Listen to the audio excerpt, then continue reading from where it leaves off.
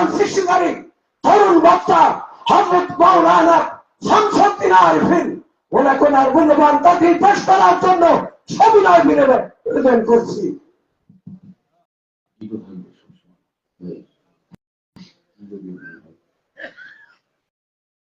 আসসালামু আলাইকুম ওয়া রাহমাতুল্লাহি ওয়া বারাকাতুহু।